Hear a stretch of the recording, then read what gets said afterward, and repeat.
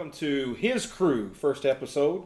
We would like to welcome you as we go through this, but we'll get into a little bit about what His Crew means, but the main thing about this is we want to dedicate this first episode to Mickey Utes, a dear brother that we lost back in January.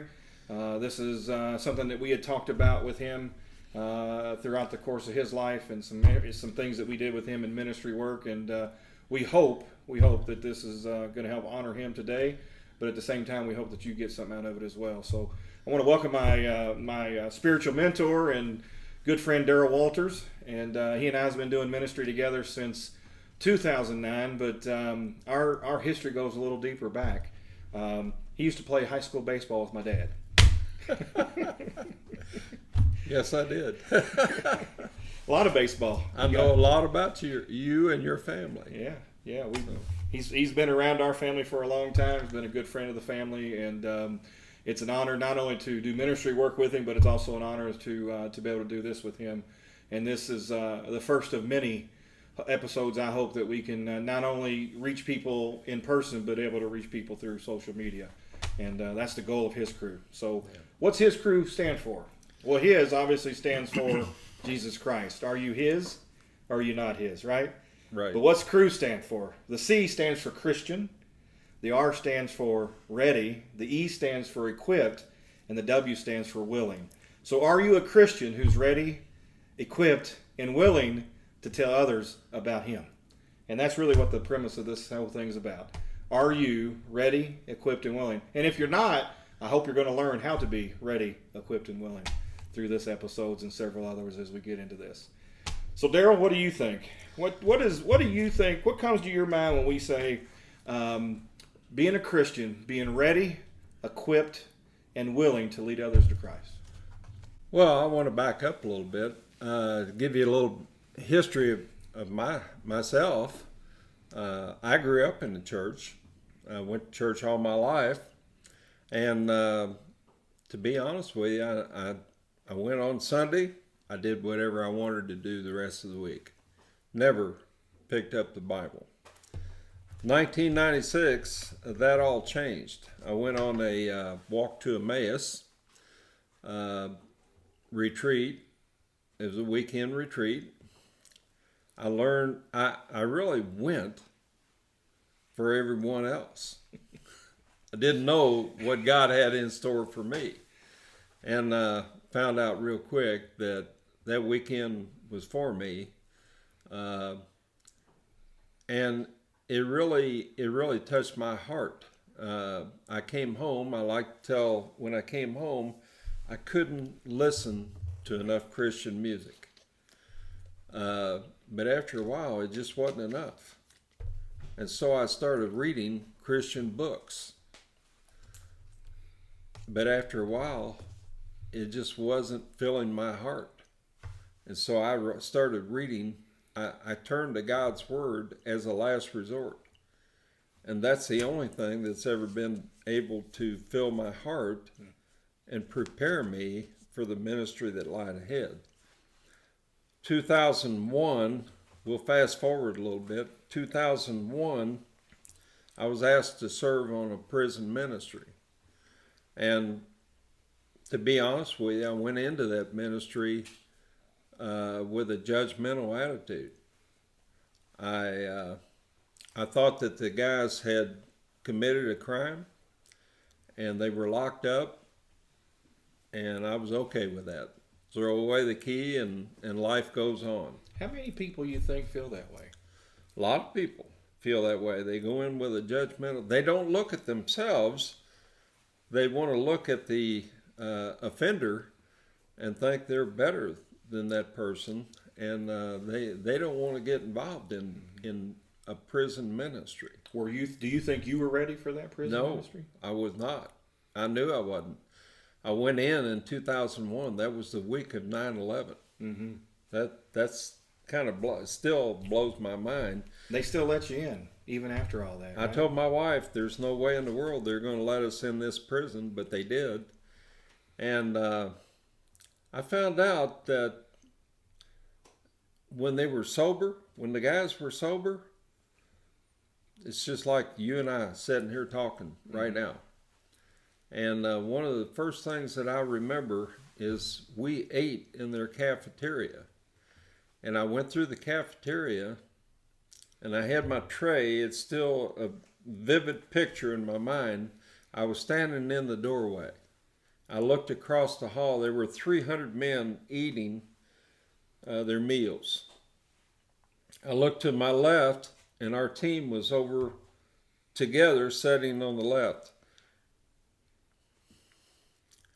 It still touches my heart when I think about it. But I said, God, if we're going to do this, I'm not going to go halfway. I either have to do it 100% or not at all. So I walked right out in the middle of that group of men. And it's probably a coincidence, but there was a seat open right in the center. Yeah, just happened to be open.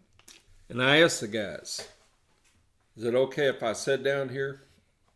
And they said, absolutely. And prison ministry began for me because that's when we made it personal. And from that moment on, I think I can't really say that I started this because other guys were involved too, but I think our team took notice of that, and they started intermingling with the guys, and it just made all the difference in the world. So what kind of impact did that encounter, that Residents Encounter Christ weekend, that's Yes. what the ministry is. Yes. The inmates may have had an encounter. Yeah. We call them residents, not inmates, but the residents may have had an encounter, but what was the encounter you experienced? The encounter that I experienced is be ready to serve. When God opens the door, you be ready to step through that door. And I've kind of used that as my model. When God opens the door, I've already prayed about it. I'm not going to hesitate. I'm going to walk through the door. And at the end of that weekend, had a guy come up to me. He was a huge individual. I'm 6 foot, but he towered over me. And he put his arm around my shoulder, and he said, Daryl, I want you to know, outside of these prison walls, I wouldn't have had anything to do with you. And I thought, wow, I've never had anybody say that to me before. Mm-hmm. And I thought, he's being totally honest here. And so I looked at him and I said, yeah, you know what? You're right. Outside these prison walls, you and I would have never met. But somehow God has brought us together. And he said, and he had tears streaming down his cheeks. And he said, I'm so thankful that God brought us together. I'm so thankful that he did. And from that point on, I was hooked on prison ministry. And we've done a lot of prison ministry together over the years, and we could probably fill up several of these podcast episodes just talking about some of those encounters that we've had, yeah, and the opportunities that God's given us to open up not only men's hearts, right, but we've been able to touch not only the residents, the inmates, but we've already been able to touch the prison staff, the guards, the jailers, the people, the other volunteers that are coming in. Yep. We've been able to see God move in a lot of different ways that a lot of people haven't been able to. Yeah. And I think that the biggest thing for me, one of the fondest memories for me is when we went to Jennings County. They asked you to lead the weekend up there for Jennings County, and we had a good friend of ours, Sam Beard, who used to be at Clark County Jail, is up at Jennings County Jail, and we went up to visit him, and the Resident Encounter Christ board said that they wanted to do a one-day REC.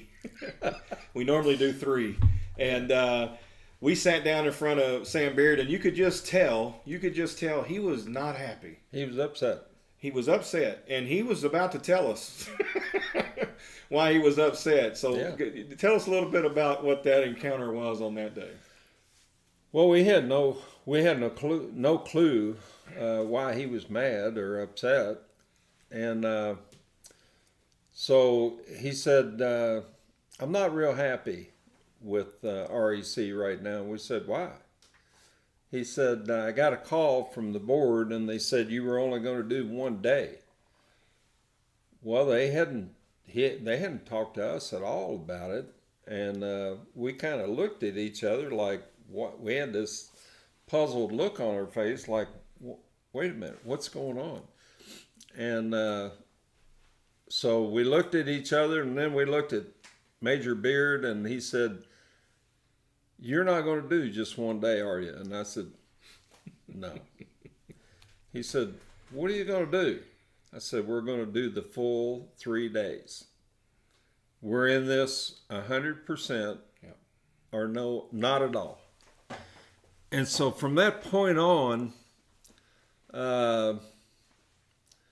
we decided that I think they had over 100 inmates, offenders in the jail at that time, men and women. Mm-hmm. And we decided that we were, you said, we're going to feed the group for the weekend. Now, in my small thinking, I thought we're just going to feed the guys that are on the retreat. And you said, "No, Daryl, we're going to feed the whole jail." And so we've had our moments. Now, I'll just give you a little taste of what happened. I made several trips to North Vernon to talk to different groups about participating in that weekend, mm-hmm. providing food and resources that we could use for the weekend. And we had different groups, Bible studies, churches come in mm-hmm. and serve meals for that weekend. And at the end of that weekend, I talked to Sam Major Beard on the phone. And he said, "Daryl, this whole city, we're having a revival in the whole city." Right. I said, "You mean the jail?" And he said, "No, the whole city is excited about what happened here the last weekend." Mm-hmm. Let's give the people a little bit of, let's back up a little bit. Okay. Because that they won't appreciate what you're saying now unless you give them the prequel to how all that came about. What was Jennings County Jail known for? Jennings County was one of the toughest jails in the state of Indiana. I had no clue. I didn't know about that at the time. Mm-hmm. You and I went up to talk to Major Beard, and he said, "Daryl, I want you to go in and invite the guys to sign up for the weekend." Yeah, that was the same day we talked about not only doing 3 days, but feeding the whole facility, and we thought we'd be coming back up to do the invite, and he says, "No, let's do it right now." Well, in my mind, I'm thinking, yeah, I could put something together and come back and do that. And he said, "No, I'm talking about right now." And so we went back to the pod, and I guess they had 2 pods at that time, mm-hmm. and they had a lower deck of cells in a big rectangle room, and then they had an upper deck, a second floor. And I said, "Well, what do you want me to do?" He said, "I want you to go in there and talk to the guys and get them excited about signing up." And I said, "Okay." So I go in the pod, and there's nobody in there. I couldn't see anybody in there. And I thought, "Oh, this is going to be different." So I climbed up on one of the tables. I stood on that table, and I talked to him about 15 minutes. None of the guys, I was there was nobody, none of the guys came out of their cells. No. He was talking to the walls. And I felt like the biggest fool that God ever created. And we talked about following different paths in life. And so I climbed down off the table. Nobody clapped for me. Nobody patted me on the back. I thought I did a pretty good job. Nothing. No, you dropped Got a dud, nothing. dropped a dud. I hit a bomb. I bombed out. So I climbed out off the table and I walked up the steps and out the door. And right before they closed the door, I heard someone say, "Daryl." I said, "Wait a minute. Don't shut that door yet." And I walked back out on the platform, and I looked over that whole room, and I didn't see anything. And suddenly, there was an arm that came out the upper deck there, out of one of the cells, with a thumbs up. Yeah, I remember that. You could have yanked my heart out. Mm-hmm. And I thought, boy, if this is what prison ministry is all about, count me in. Right, right. You know, I remember some of the other things that went on there. You know, so Jennings County, one of the roughest jails in the state of Indiana, they were known as the Gladiator School. Yeah. You were either fighting or getting beat up. That was the only two things going on in Jennings County. And one of the guys in there who basically ran the jail, right? Basically ran the jail. He was one of the leaders of one of the prison gangs in the state of Indiana. Yeah. And he was the ringleader up there at Jennings County. Yes, it was. And they actually brought him on, let him on the weekend that weekend. And you know, we didn't know what to expect going into that weekend, right? Here we are. We've doing a 3-day against the board's wishes. We're also feeding the whole facility, right? We're using their kitchen to cook breakfast, lunch, and dinner for all 3 days. We got different groups of people coming in to serve the meals. And I remember we didn't just serve meals. We went in and talked to. I went in and talked to them every time we served a meal. We talked. Yep. Yeah. The Men and women. By the way. we were only able to feed the 50 residents that were in the thing. That's the ones. But then we got to take the rest to the rest of the jail and feed the rest of the residents that were inside the pods. And you know, I think your wife was with us on the Saturday night. We went into the women's pod, and it was on a Saturday dinner. And you'd been in there a couple of times already, and you've been preaching to them the whole time. And remember the girl that wouldn't come out of her jail cell? Had a girl ran to her cell, and I said, "Where's she going?" He said, "She can't take it anymore. She can't stand it." And I said, "Can I go back and talk to her?" And they said, "Yes." We had free reign of the facility. And I went back there, and I think her name was Nancy, and I said, "Nancy, what are you doing?" She said, I just can't take it anymore. And I said, "But the best is yet to come." we had desserts. And when we brought those banana splits. Banana split. We had banana splits that time. And they were just heaped with ice cream and nuts and banana and chocolate, and it just broke everybody down. Yeah. And she came back out. I said, "If you come back out, I've got something special to give you." And she came back out and got that banana split, and you would have thought that I gave her $1 million. Yeah, you know, your wife had to go in there, and she just couldn't hardly hold herself up, and Mom just wrapped her in her arms and loved on her like one of her children. But back in the conference room, it was a different story. Oh, yeah. I remember that. Betsy, my wife, came to me and she said, "There's a man up there I can't serve." Yeah. And I said, "Why? What's going on?" She said, "I just feel evil coming off of him." Yeah. You remember who that was, right? Yes, I do. He was the head of the white supremacist group in the state of Indiana. And his head was shaved. He was the enforcer. Yeah. He had swastikas tattooed all the way around the brim of his head. And I said, "Well, give me the tray."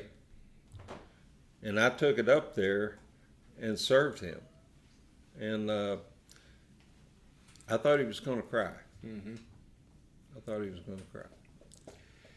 Yeah, I remember that weekend very vividly because it's probably the only time I've been on an REC where inside the room we were doing the ministry work, it was 20 degrees hotter than the outside the room. And I've never felt that before. And you could feel the evil in the room. And when we had our clergy give the means of grace talk and gave an altar call, first time ever I've been in REC, nobody got up.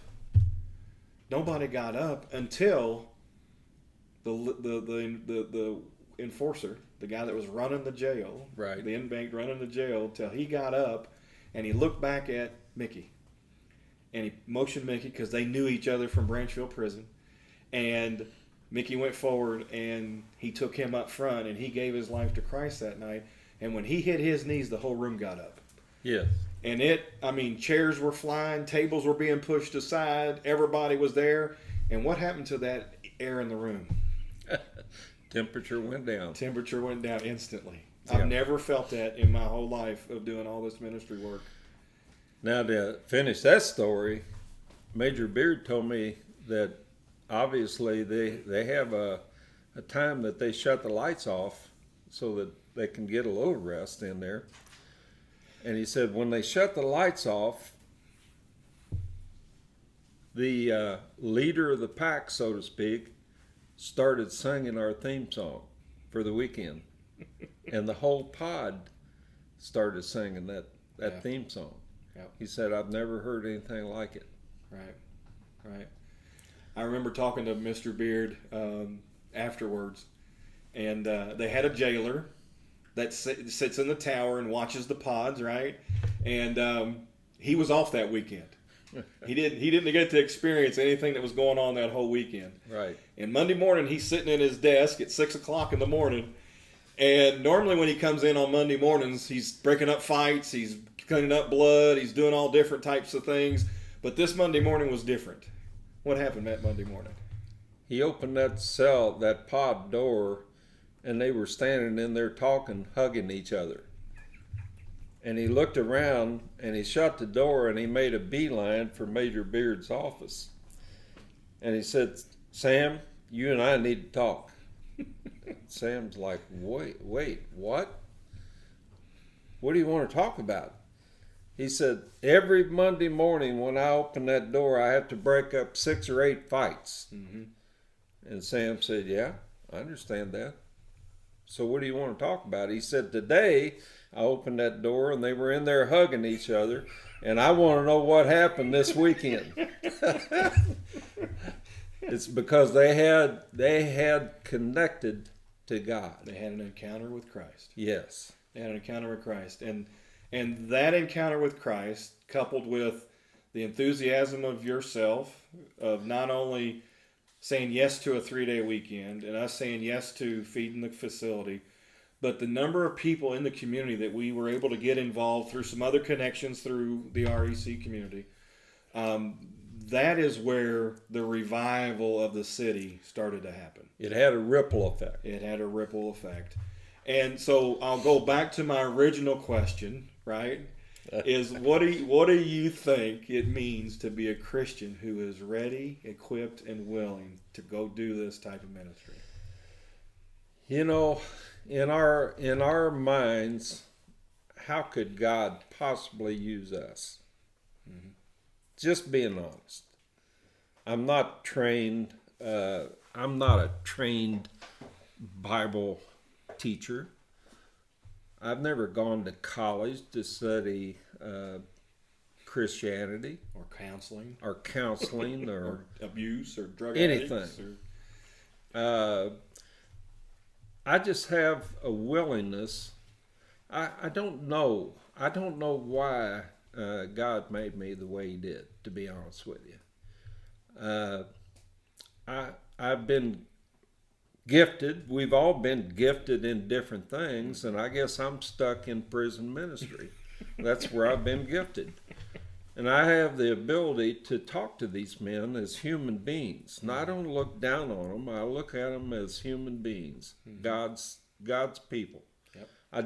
I judged them at first, but I don't do that anymore. Yep. Every one of us have to come before God one day and bow a knee to God and answer for ourselves. I don't answer for you. God's not going to say, well, tell me about Darren. Right. No, he's going to say, let's talk about you and me. Let's talk about our relationship. And it's a full-time job for me just keeping up with me. Right. I don't have to worry about keeping up with you or any of these offenders ever. I have to be willing to serve God when that door opens, and it opens all the time. I have to be willing to step through it. Right. We walk, I told my doctor, he was going to give me, he said, I'll give you some medicine. It ought to give you 4 or 5 more years to your life. And I said, Doc, you got a sign up there on your wall. We walk by faith, not by sight. That's my motto. Yeah. We walk by faith, Right. not by sight. Absolutely. And he looked at me like, what? But that's the way you have to go by faith. God can use the humble. He can use the weak, which I feel like I am. I'm 76 years old. I don't have any business going in the middle of a prison to talk to these young guys about turning their lives around. But God uses the weak. He uses the humble. We just have to be willing vessels to be able to be used by God. And then when we have that open mind and open our hearts to the love of Christ, and we share that with the guys, they know. You can't fool these guys. They know when you're being real and when you're just putting on a show. Well, I hope you've enjoyed our talk so far today, and I hope you join us next week as we finish our discussion on Romans 12:2.